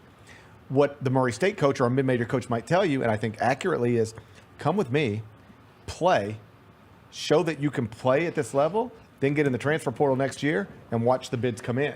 Right now, there's no bids for you. You're just a 200th ranked high school player. But if you come with me and average 13 points and shoot 38% from 3 as a freshman, suddenly there will be a market for you that will not exist. That's crazy. That will not exist if you go to Memphis crazy, and sit on man. Memphis's bench. There's no market for you because you were the 200th ranked high school player who then sat on a bench at Memphis. It's like the G League of college somewhere sports. where you can play. Yeah. And then there's a market for you. That's Go look at what some of these mid-major players Bro, are getting I in a know- transfer portal. That's crazy, No. bro. You It's wanna turned talk- into the G League. Bro, I know an 8th grader that is going to switch schools because the other school told him he could start as a freshman on varsity. Yeah. Yeah, that's where we're. That's where we're at. That's where we at right now. That's where we're at. It's Right. nasty. So, You know what I mean? So the mid-major coaches who are out there worrying about, well, if I take this guy, I'm going to lose him. You're Yeah. just looking at it backwards. Yeah. You take this guy, and then you try to get him to a place where he can go. And you know what you do? I've heard this. I've had mid-major coaches and high-major coaches who are friends, and they'll discuss, like, if you'll help me with your mid-major player who needs to come up, I'll help you with my high-major player who needs to come down. Yo. So you send me your mid-major kid you send me your second leading scorer, and I'll send you my 9th leading scorer. This is turning into pro sports, bro. It's like the G League. All right, you know, I just told you about how it's happening on the lower level. You have no idea how young. I know another kid who was held back and is now next year going to be going on his 4th school in 9th grade. Yeah. 4th school. Yeah. 4 sports. That's too much. I mean, everybody, everybody can parent however they want to parent. I don't think You passing around think? young What I'm people like saying that's is, great. it now happens so young. Good Lord. And I didn't know until I had kids, right? I see it. I'm like, what happened to so and so? He's like, oh, he left. Now he's going to East Houston. Now he's going to wherever. Now he's going to where? And I'm like, huh? Like, what are you talking about? Yeah. Like, what is happening? I thought it was weird when Sam Crabb bounced around 3 times, and like when I was in high school. Like, Well, a lot of this But stuff bro, is this happened. This happened when you were covering, because what's his name? Skull left ECS and went to Los Angeles, and Yeah. then he went to They started their own thing. Then they started their own thing. Yeah. So I mean, that's like, that's 10 years ago. Yeah. Musa Cisse just shows up at Lausanne. Like one day, suddenly my oldest son's like literally tutoring Musa Cisse. And that was just who is also trying to spin the block right now. By the way, I don't want him nowhere near over here, bro. Take your son somewhere. He is going. He's trying to spin the block. Bro. He's going to Memphis. He's trying to come back here. What? Right? He's at least considering. Bro, it. no, I don't want him. I saw you try to catch against. I saw you try to catch a basketball. I don't need you. You want danger instead? Who was that? Can he catch? Yeah, he can catch. Do they have anybody awesome yet? They've got good players. I mean, I didn't say that. Do they have anybody awesome? That's not the I question. would say awesome. No, I would not say No awesome. Kendrick Davis. No, but Tyrese Hunter's a good college basketball player, and PJ Haggerty's a good college basketball player. We'll take that. And, David Jones, if they get him back, he's awesome. He is awesome. There we go. We'll take that. Naquan Tomlin declared for the NBA draft. Wait, did he have a choice? Javon Quinterly declared for the NBA draft. That's good. I hate that, but can we put it into that? The dudes that have to go, we don't need a graphic. I don't dog. need a graphic with a bunch of words. Yeah. Like I just want to thank all my coaches. Like, all right, but okay, you're out of eligibility. You have no choice. You go work at FedEx or go. What are you gonna do? What are you gonna do? You have no choice. I hate when football players do it too. But continue. Bad. When they say they're gone. Yeah, it's like you have no eligibility. What else are you gonna do? When they say I'd like to let you guys know I'm going to the NFL draft. No crap. It's like what? Are they going to like each other? That's all I care about because I don't think those guys like. Yeah, playing you think that? together Yeah, last that's the year. key. Are they going to like? How can we know? You I mean, won't know. you got to take them on a retreat. It's not even how would we know. It's how would coaches know. I talked about this earlier.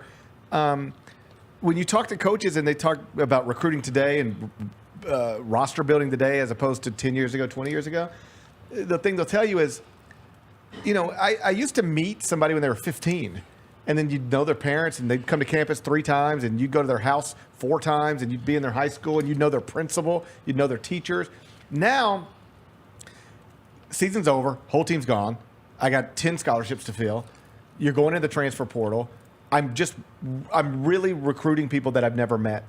And I'm bringing them onto campus in, 3 days later and then signing them 3 days after that. And suddenly you got 10 new people or 7 new people, whatever it is. Mm-hmm. And you can watch all the tape on them all you want, but you don't know if you just signed an asshole. Yeah. You don't know if you just signed a drug addict. That's I mean, you true. can ask all the questions, but you don't have time to know these people.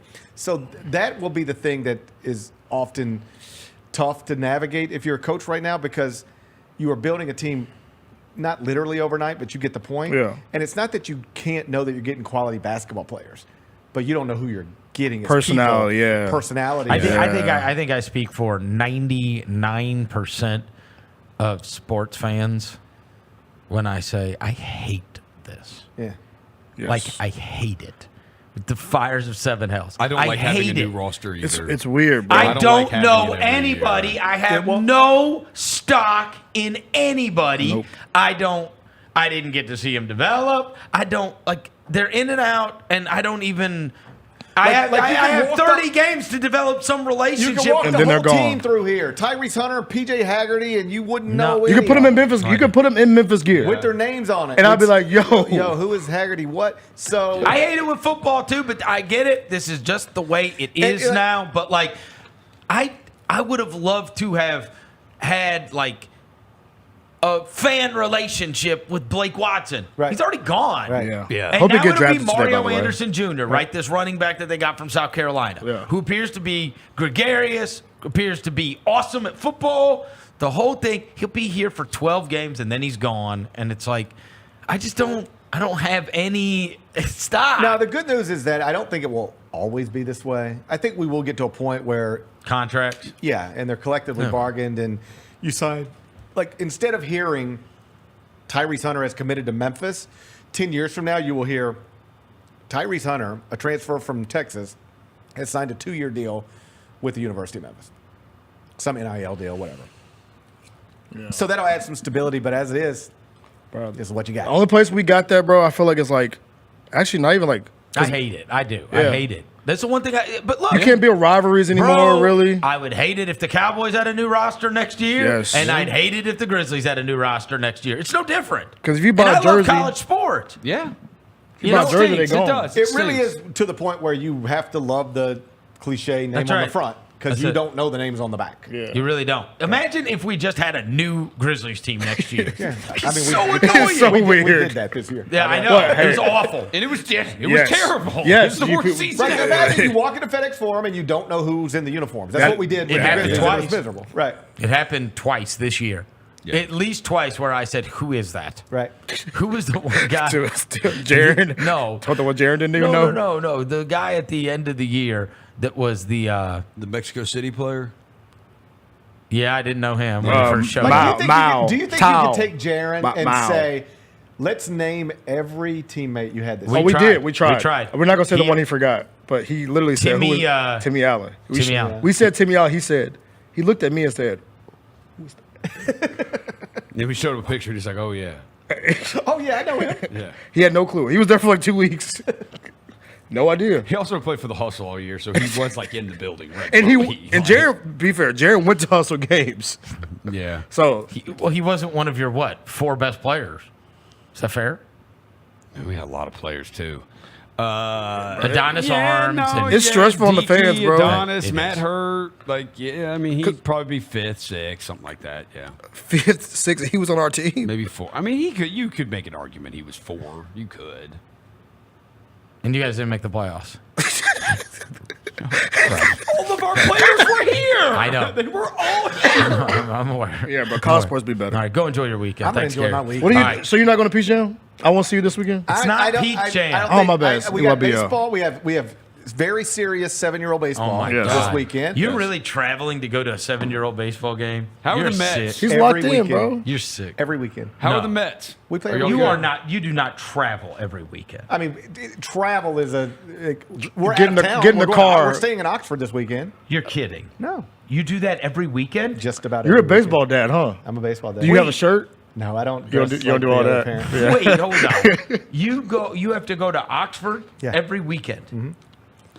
We not Why every. don't you guys have games at like your own place? We don't play in a league. We are a competitive 7-year-old baseball team. Oh, they're a travel We only boy. play tournaments. Yo, We only play tournaments out of town. That's all we do. Is it coach pitch? Yes, it's outrageous. bro, I know what? it's stupid. Hold on, it's stupid. hold on, bro. Hold on. I know it's stupid. I was with you until you said it was coach pitch. Travel coach pitch Coach baseball? pitch. I know it's stupid. I'm very aware. I talked to the You're people about spending this. a fortune, too, Bro, aren't you? so broke. You are so. I You gotta go out of town and find a place. Well, you got a place in Oxford now, but you have to theoretically. Yeah, but do like- these other families? They drive back. some stay. They do- We have one kid from Jonesboro. Wait, this is a real. It's like, hey, We have 2 kids from Jonesboro. They're great. No, you don't. Yes, we do. for a coach pitch baseball team, They drive an hour, 20 minutes in just for practice. You know, bro. Yeah. What Oh, is it's this? Are y'all like the ringers of coach No, pitch? no. You guys gonna be playing in Japan? I know it's stupid. I always have to preface it. But here's the problem. Once your kids get to a certain age of baseball, at least in North Mississippi, if you're not playing on one of these travel teams, you should just quit playing. Oh, okay. It's one of those. Well, here's Well, I'll the- tell you this, but Okay. you know, It's one of those, yeah. in fairness Yeah. to you, now it was not when he's freaking 7, but he's probably 11. By 5th grade, no good kids played for school. That's right.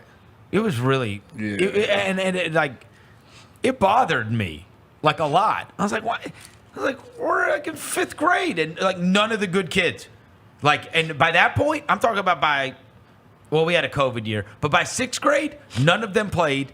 The ones that did played competitive, right? Played competitive baseball in some kind of league like that, and then the rest of them that all played baseball together, they all went and played basketball. Well, see, in the spring, when including I was, mine. When I Like, was a they kid, all the went way and it played worked, because this whole competitive baseball thing now is just a big business. Yeah. It's not what it used to be. So when I was a kid, if you were a good baseball player, you could play for like South Haven Pepsi or the Memphis Tigers or the Memphis Travelers. And if you didn't play for one of those teams, that meant you weren't a competitive baseball player and you played rec until you got to high school and you played high school, whatever. Now, the way competitive baseball works is there's one organization, and they say, we're going to have a 7-year-old competitive baseball team. So they'll take all the best 7-year-olds they can find to get try out, and they'll come out and they'll take 12. But what if they have 30 kids who tried out? All right, do we have 12 more parents who will pay us $1,500. This is AAU. It's like AAU baseball. Well, then that's a new competitive team. Yeah, that's a B team. So next thing you look up, but they won't call it a B team. Right. It'll just be like, we're the competitive baseball team. No, you got rich parents. That's all you got. But now you see. Oh wait, well, look, we're in competitive soccer. Right. And there's a gold team and a blue team. That's it. Right. And so I was always against this because it's outrageous. But the problem becomes my little guy fell in love with baseball. It's like every day, not one day passes where he comes to me and says, "Dad, can we go outside and play catch?" Right. You say, "Bitch, this ain't Field of Dreams." Go play some video games. Go play video games. What's wrong with you? Didn't I get you a PS5? What are you bothering me for? I got you a PS5. Christ. You're a heartwarming ass. But the Dad, issue, can we have a catch? Okay, yeah, but the problem becomes if you ever take them out of this thing where they are not, all through the winter, we practice 3 times a week through the winter. 3 times a week through the winter, indoor practice, baseball. And on one hand, you go, this is outrageous. It's 7-year-old coach pitch. Yeah. On the other hand, here's the issue. If you are 7 years old and you play baseball and you don't do this, you can't play anymore. You will get completely left behind. I would make fun of this, except for the fact that it's a real thing. You guys know, and you went to one of her games. My daughter had played for school, just like we're kids. You play for school, right? Right. And played soccer. Bro, she had 30 goals. Of course, right. Yeah. Literally 30. It was so stupid. Right. So we had to go find, where are all the good players playing? That's right. And they're all paying $2,000. That's right. That's right. So if you don't, it's like she couldn't. What is the point of her playing? These girls are playing for fun, for exercise. They're kids. Right? Well, but we've professionalized it. Basically, this is like a really scheme for some organization to form together. And basically, this is a scam, competitive sports. It's a scam. Of course it it used is. to be, if you heard somebody and I say this as a parent of one of these kids, when you used to hear, so-and-so's little boy plays competitive baseball, that by definition meant, he must be awesome. He's nice. Yeah, he's nice. When you say that, they're usually nice. Because there might have been 3 7-year-old competitive baseball teams in the whole area 20 years ago. Yeah. Now there's 40, and not all of them can be good. No, they're not. Dude, look, we could play on any AAU team you want to, because they all want you to just spend. Look, the best players ain't paying. Nah, they need some shitty ones that have money that will fund the rest of it. No, you know what I mean? That's the way it works. Well, there was several years. This is a long time ago. And then you're gonna fly out of town to go play, and your kid never plays. Your kid will be on the end of the bench. What? I paid $2,000. My kid doesn't play. End of the bench. Here's when I would go watch the pump and run team out of LA. This was a long time ago, but I was close with the Pump brothers, and you'd end up at these functions. And I can't tell you how many nights I was in the same room. Not that many, but it's like me and Denzel Washington, because his kid played for the pump and run team on the bench, but it was like Denzel Washington's kid. How are you going to say no to him? That's right. So next thing you know, Denzel's at every game, and the kid was the team was also like Drew Holiday. That's right. And Denzel's kid didn't belong on a team, but it was Denzel's kid, and you got to put him somewhere. Right. Right. That's so that crazy. happens all the time. We don't have any Denzel Washingtons. You don't have how many black kids on the team? One. Of course. Isaiah. Well, he Juan Soto. Is he black? Juan Soto is. I can't name a black baseball player. I'm trying to think real quick. We down at Juan Soto's from Prince the Dominican Fielder. Republic. We had one black kid last year too. Y'all gotta come on, bro. You know what his name was? Let's see. Let me think of a generic Matt. No. Larry. Jalen. My favorite one. Jalen. You introduce. You're like, hey, I'm Gary. What's your name? Jalen. Chaos. No. His name was Chaos. Chaos? No way. I like that. Wait, was it spelled like chaos? Chaos. Good Lord. Poor kid, man. No. Are you kidding me? I felt stupid. I couldn't believe I named my kid Louie when I could have named him Chaos. I feel bad. I didn't even think about it. For my dog, man. I didn't even think about it. Now he got to go around introducing himself as Chaos. And he's growls, man. I loved it. I loved it. I got mad when we named 3 kids and didn't name any of them Chaos. Yeah. That seems like a mistake. Chaos Parrish is actually pretty good. Funny, as soon as you said that, all I thought there was a video game that William played when he was a little kid, He played it every single day. And it cost a fortune because you had these portals and then you had to buy all of the characters. And then the characters, you put them on the portal and they show up in the game. So we'd have to go to, this one, Toys R Us was still around. We had to go to Toys R Us. We'd have to go to Target. We had to go whatever. And we'd have to go find Skylanders. That's what they're called, Skylanders. Yeah. We have hundreds of these. Skylanders, like different characters. Then so like there'll be a whale with with a big spear on it, and his name's Thumpback. And when you put Thumpback on the portal, he goes, "Hail to the whale!" And then like now you're Thumpback in the game, right? And you're swinging your whatever the hell it is, right? But anyway, the point is the bad guy in Skylanders would go Chaos. It was Chaos. I guarantee that's where they got the name from. If his parents named him after a character from the video game. I guarantee you it's KAOS. Do you still know the parents? I haven't seen them in a while. Hey, P.S. I've got somebody to root you to root for. Okay, give me a black baseball player. I need a black baseball player. He is a senior this year. I know him because we work out with him at our gym. Ryan Mitchell is his name. Was it Houston? He's at Houston. Yeah, he is already signed with Georgia Tech. Yeah, I know that. I know who that is. Like awesome. I know who that is. You asked just so people understand why we're talking about this. Yeah. You literally asked me how many black kids are on my son's team, and somebody points out in the chat, and I do think it's like you see this at youth baseball, and it trickles up to major. You look at the major leagues now, and there's very few black players relative to what I do think there's a money factor to it. Oh yeah, of course there is. That's why they started RBI when I was a kid. Right. I was a part of the RBI program because remember they used to have the RBI teams in different parts of Memphis to get black kids involved. Like you can't even get involved in this stuff without real money. It's ridiculous. And it's like, and so how many young potential baseball players just don't even have access to even trying to become one. That's right. Because of finances. That's why there's all these golf programs now as Same well. thing. They're all over the city. Yep. Now, and they've funded these city parks, and they've got these, now they're trying because – and it's so crazy. There's better access for a young kid not from not from means to be able to go play golf than there is probably baseball. And that's important. That's ridiculous, though. Yeah. But I mean, it's crazy. You can't just go play baseball. Because baseball is it's a sport where it takes money to get in it, and then individual training, and you have to be in it early. Like if you take Russell Westbrook, and Russell Westbrook's never played anything, but he can move the way he moves.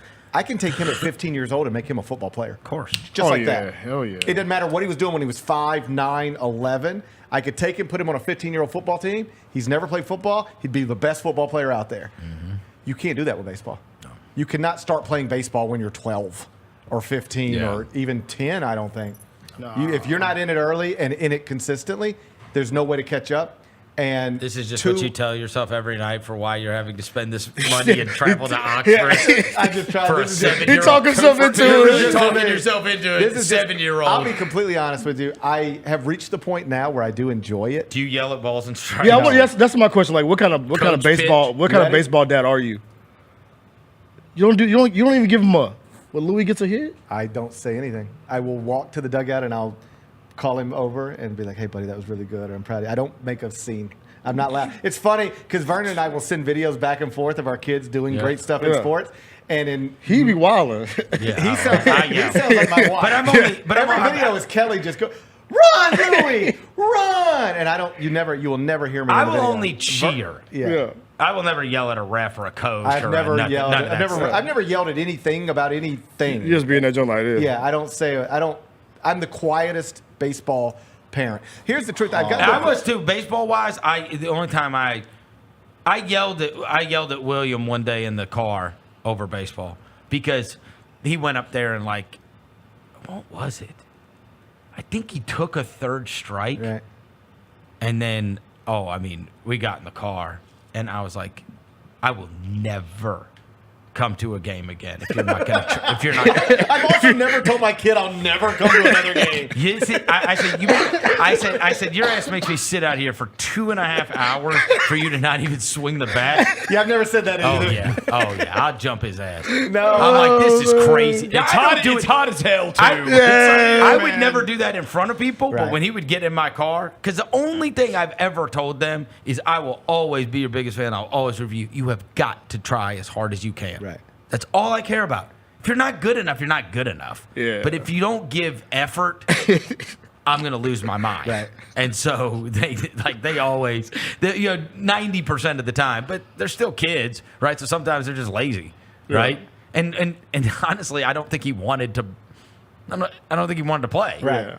You know what I mean? Right. It wasn't fun. Yeah. It wasn't fun. Of course. Because he got bored because all these my kids get 10-year-old bored. does not want to play. Right. But my 7-year-old is all he wants He's to do. locked in. That's so you keep it going. Yeah, and so nurturing that is a good idea. and honestly, like that's the thing. If he didn't want to do it, I don't want to do it. I don't like. I'd rather play golf with you tomorrow than be in Oxford playing baseball. But I would feel you got a bad back, dude.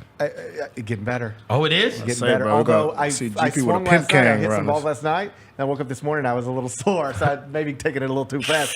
But I felt like I need to. If he ever's going to give up on this, it needs to be his choice, not his parents. And so he loves it. I'm going to keep putting him in a position. And it has gotten to a point where it's fun to watch now. They're like really playing baseball. Like they will turn a double play.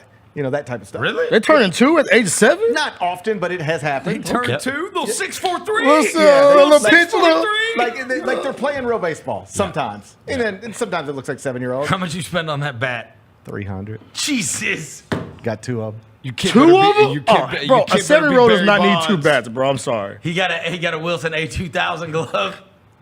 We got everything. You do. You got does he have like shin cards? And, Did you wrap a rubber band around it? Glove, base stealing glove. Oh, what?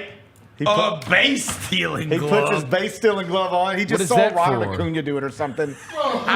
No, it's outrageous. Oh, is it 7 your years hand old. doesn't- your arm doesn't- No, they can't even steal. They can't even steal. What's the point? He saw it on TV, thinks it looks cool. So he just stands out there with a base stealing glove on? Big pink one. Bro, what is happening? These kids, bro. You're not allowed to steal. They can't even steal. They can't even steal. Wait, are we talking about your son or Caleb Williams? Yeah. Big pink glove. I was talking to Lou last night. Oh, what'd you I talked to Lou last night because I was trying to explain to him Caleb Williams. I said, you know, buddy, some people, you know, they say he's weird. They say, why do you say he's weird? And I said, well, you know, I don't really know exactly, but, you know, they said he paints his fingernails. And he said, what's wrong with that? And I said, well, here we go.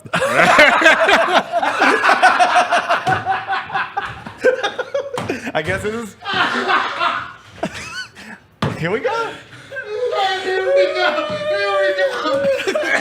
So I just wrapped my arms around him and I said, there's nothing wrong with that. There you go. You be you. You be you, Louie. You be you. Be you, All baby. right, go enjoy your weekend. All right. We'll be back into this Chris Vernon show.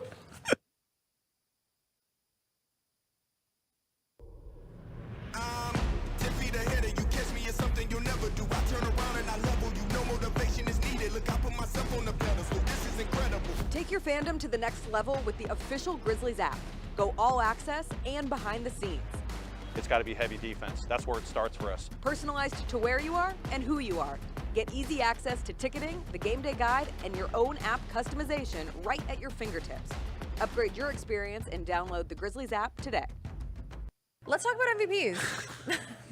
Let's do it. I went with the Joker. Oh my God, Nikola freaking Jokic. Every time I watch him play, I am so impressed. I'm obsessed with him. Yeah. Everything he does works. He can pass, he can shoot, he can rebound, he can drive, he can defend. Like, he can do everything. He can lead the fast break, and he's like 7-1. IMHO with Lang Whitaker and me, Kelsey Wright Johnson, on YouTube at Grind City Media and the official Grind City Media app. Heart Royal Flush Tour 2024. November 14th, FedEx Forum. A journey through the hits and timeless classics. The iconic band returns with special guests. Jason Bonham's Led Zeppelin Evening. Tickets on sale now at heart-music.com. Heart with Jason Bonham's Led Zeppelin Evening. Produced by AEG Presents.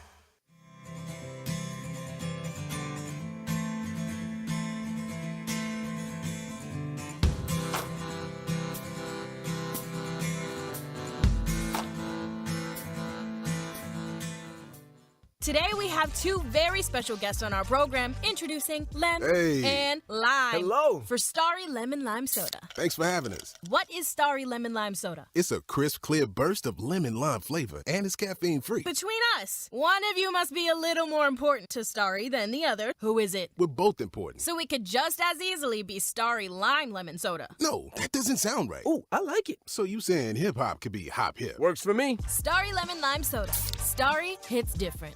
I will take High School Musical with my fifth and final pick because it is a sports movie. You do got to get your head in the game. I love High School Musical. I love musicals. Sports and musicals can coexist in this beautiful world. What a beautiful, beautiful movie. Even though High School Musical 1 is not even the best of the High School Musicals. Tune in to the Jessica Benson Show with CJ Hurt live every weekday at 8 a.m. on YouTube at Grind City Media and the official Grind City Media app. Now for a limited time, the new $1.99 crispy tender wraps are here at Sonic. Who could deny a crispy chicken tender with bold flavors like hickory barbecue and cheesy baja? And we can't forget the crisp lettuce and melty cheese to make the perfect bite. Wrap yourself up with some TLC, tender, love, and chicken for only $1.99. Sonic $1.99 crispy tender wraps. Tax not included, limited time only at participating Sonic drive-ins. Let's face it, there's a lot of trash talk in basketball, but the great teams let their performance do the talking. Like Ford F-150 with Pro Power on board, a class-exclusive industry-first feature that turns your truck into a mobile generator and leaves the competition speechless. Ford F-150, official truck of the Grizzlies. Greatness starts here at your Mid-South Ford dealer. Class is full-size pickups under 8,500 pounds, GVWR. Hey Grizzlies fans, turn your stadium excitement into betting action at Southland Casino Hotel. As a proud sponsor of the Memphis Grizzlies, Southland brings you more gaming action than ever before. Step onto our massive casino floor stretching more than 2.5 football fields. Slot enthusiasts can enjoy more than 2,300 machines from penny slots to high limits and play the hottest games like Aristocrat, Dollar Storm, Cloverlink, and Lightning Cash. Table game aficionados can feel the thrill of the felt with 50 live table games. From 3-card to blackjack match, we're ready to deal you in. Plus, don't miss stadium gaming for an interactive digital experience. And for high rollers, our high limit room is calling your name. Go big on 6 high limit blackjack tables or spin one of our 54 high stakes slot machines. Throw in 8 delicious dining options and a 300-room high-rise hotel, and there's plenty to keep you going. At Southland Casino Hotel, the gaming excitement never stops. Must be 21 plus. Play responsibly. For help quitting, call 800-522-4700. Welcome back to the Chris Vernon Show on YouTube at Grind City Media and the official Grind City Media app. Presented by Caesar Sportsbook. Now, back to your host, Chris Vernon. Microphone 1 2 1 2. Pack the whole place out. Watch what I do. I've been all around the world. Watch me make these moves, and I did it my way. Watch me break these rules. Yeah, I'm coming now. Get up out of my way.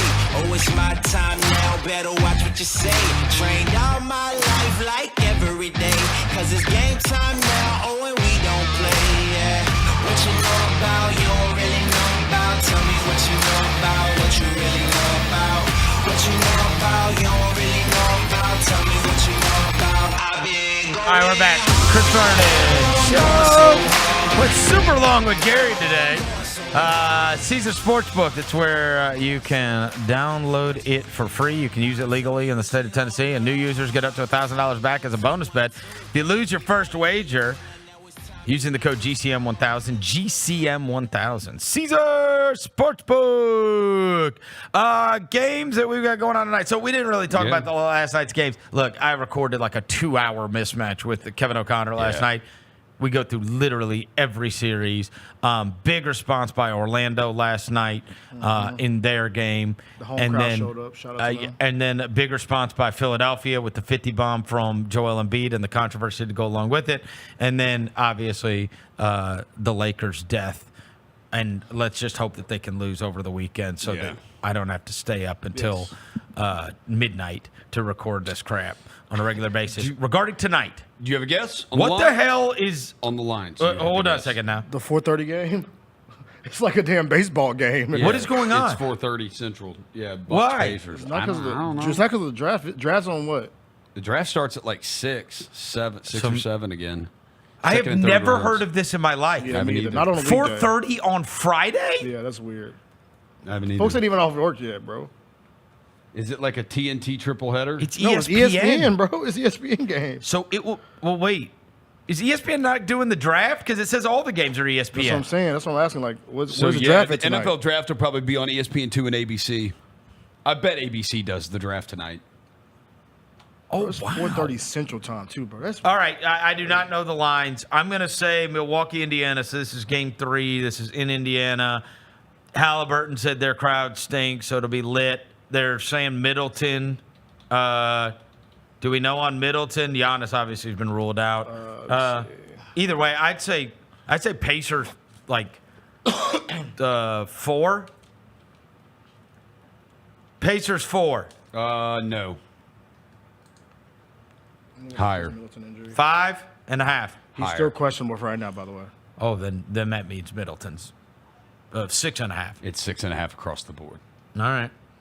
Well, the NFL draft tonight is ABC, NFL Network, ESPN2. I wonder if Belichick's going to be on that ESPN2 thing again. I want to watch that if Yeah, he I might is. tap into that one. Dallas Clippers, it'll be Dallas. I'll say 4.5. It's exactly 4.5 across the board. Hey, got one. Yeah. Phoenix, Minnesota. They're going to make Phoenix a very slight favorite. Like maybe Phoenix 1. Higher. Wow. You said 5? I said higher. Oh, higher? 3.5. Higher. No. Oh, wow. So this is a true zig. This is the first home game thing. 4.5. It's 4.5, 5. Okay. 4.5 or 5. All right, you want me to stun you? I'm going to give you a stat that I had on this. I think I mentioned. So since 1984, so this is going to inform these numbers, right? Since 1984, lower seeded teams are 122 and 95 in Game 5, where they came back home down 0-2. They're 122 and 90. So they have a winning record. Yeah. The lower seeded team. So we always talk about this is the game. I'm sorry, in Game 3. This is the game you get. If you even in the gentleman's Game 3 suite, is right? Unless you're the Lakers. So, but how about this? I go down, if I'm the lower seeded team and I lose the first 2 games and I win Game 3, I still only win that series 12% of the time. Wow. If I win Game 3 and Game 4, I win the series 25% of the time. Yeah. That is shocking to me. Yeah, it's pretty wild. It's all tied Wouldn't up. you think if they evened it up at 2-2? Yeah. Especially That is even the- if you're going back to the other team's Now, spot. in fairness, though, it's 27 times it's happened where a team did come back from 0-2 and then won the series. 6 of those 27 times have been the last 3 years. Yeah. You have, and 2 of those were the 2021 Bucks. The Bucks got down 0-2 to the Nets, 4-2, and they got down. People forget this. They were down 0-2 in the finals to the Suns. Yeah. And won 4 straight games. The Raptors were down 0-2 to the Bucks the year they won the So title what, with the Kawhi. Kawhi- Yeah, they were down 0-2 to the Bucks in the East Finals. So, I mean, it's been more recently. It has happened more often, Yeah. but I was shocked that 75% of the time the higher seed still wins, even if they tied it up. You would think it's still like a swing game. I guess it's one of those dude, you go down 0-2, dude, you got to win 4 and 5 now. I know. Yeah. That's And you got to try your hardest to win 4 out of 5. 4 and 5 is tough. And if you're especially this is just lower seeded team. Yeah. Right. So even if because I think that our opinions sway, if Orlando ties that series up, or if I guess is there anybody else that's or Philly ties that series up, right? Because they just did it. You're like, oh boy, it might have swung back the other way, but like history tells us, those teams still don't win usually. Yeah. Or if LeBron, that's not happening. Regarding the NFL draft, Let me have my day, Devin. Regarding the NFL draft tonight, a lot of mystery surrounding who the Cowboys will pick. With Jerry Jones telling everyone. Oh my God, that's tough, bro.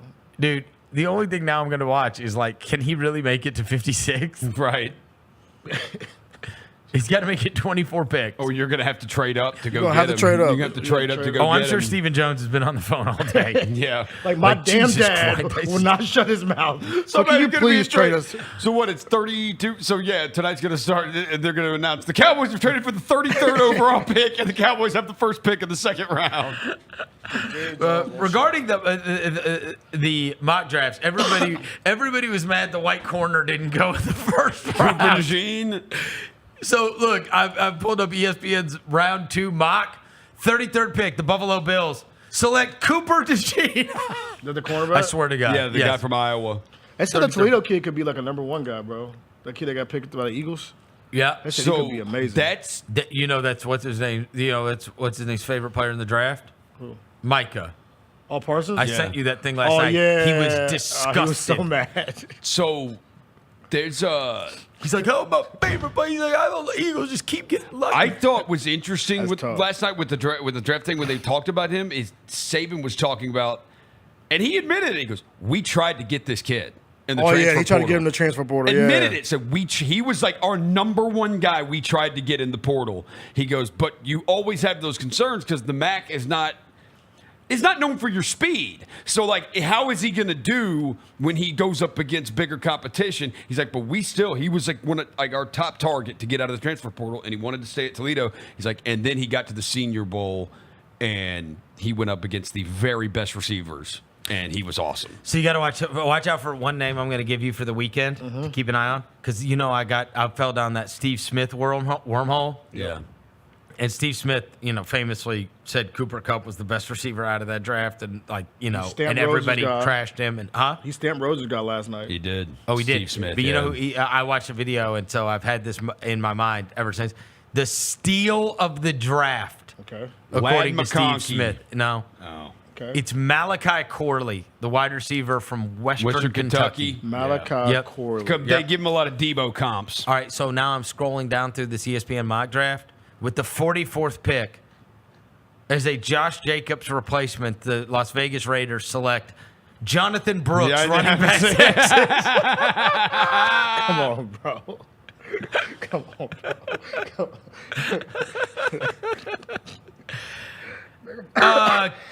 bro. Keon Coleman is the name that we all know from Florida State. He just made headlines this morning. You see why? No. He said before every game he eats McDonald's, and after the game he eats Waffle House. Bro, you can't say the difference. That's a dude. Well, then it's a perfect fit because the Bengals wanted him, and that's what Ochocinco did. Yeah. And never got hurt. And he says that's why all these guys get hurt because they eat healthy. And that's what Ochocinco said. He got terrible advice. Exactly, and the Bengals probably going to trade T. Higgins. So dude, you and I spent many Saturdays rooting Florida State on at my house. I love Keon Coleman. Yeah, me too. I thought he was freaking amazing. Yeah. The other guy is just tall.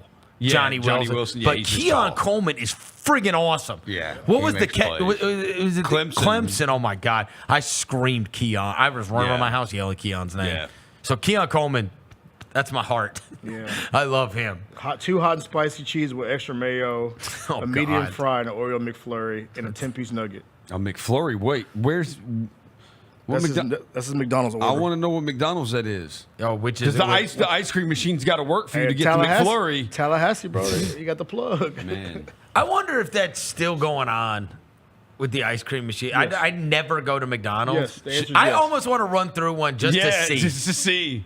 Yes, like, can I get some ice cream? I went the other day, yes, bro. And now it's starting to happen. You asked. It's starting to happen at Wendy's too. Wendy's, stop, bro. The Frosty machine ain't working. Bro, they said because I went to McDonald's, like McFlurry, our machine's broken. I said, all right, say less. Go to Wendy's, it's next door. Our Frosty machine's broken. All right, bro. I'll holler at y'all. You know who never does that? Chick-fil-A. Exactly. Never. And they always say my pleasure. They never say it's broken. Sonic ice cream machine don't break. You know, we either. get the Frosteds all the time. Yeah. Do you know I watched this video the other day? I might have mentioned this on the air before. So I love the frosted diet lemonade. I can't take all the sugar that comes along with the real lemonade, but because it just makes me crash. But I love that diet frosted lemonade. Yeah. Dude, I saw a video the other day on like TikTok or Instagram or something. They're like, I'm gonna put you on the game. And I was like, put me on the game then. I could tell they were sitting at Chick-fil-A, so I was like, this is the kind of game I need. Yeah. Because that's the one my kids love. That's the only fast food they eat, really. Yeah. Besides, what else they like? Freddy's.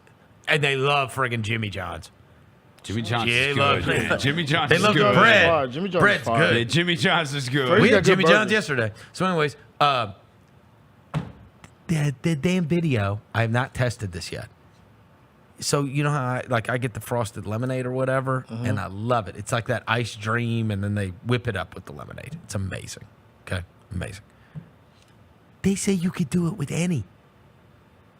Wait. You could get a frosted anything. So you want a frosted like root beer, you want a frosted Coke, you want to what? Yes. That's the cheat code. I'm like, what? Oh, that's the cheat code. What? They don't let you know that. Yeah, they don't tell you that. They don't tell you. That's I'm not on the like, you menu. can get the other stuff frosted? Yeah. Where they put the ice cream in it and then mix it all up, whatever. I was like, no way. I have not done it yet, so I cannot. I'm just saying, I saw a video about it. I saw a video about it, and it was friggin' awesome. And I was like,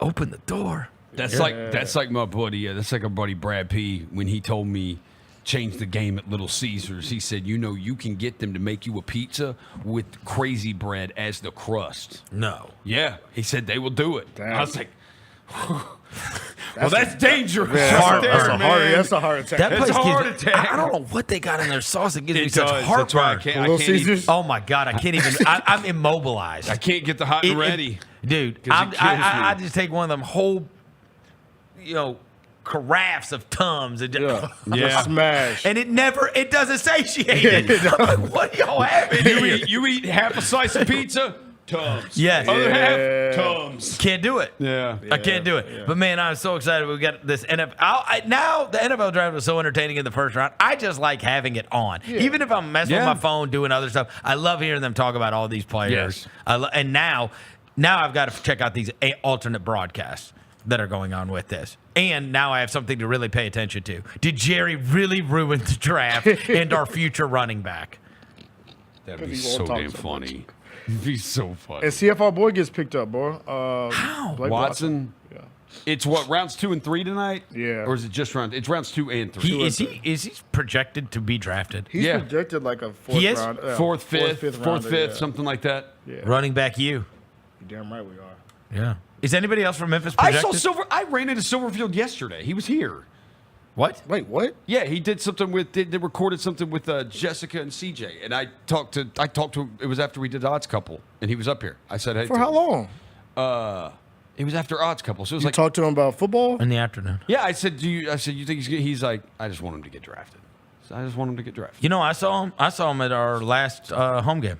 Yeah, I saw he had the Grizzly shoes on. I saw him in the hallway. I said, "Give me $5." He said, "I don't care where he goes." I said, "Let me hold 100." Oh yeah, he got that contract because he had just gotten that contract. He got that contract.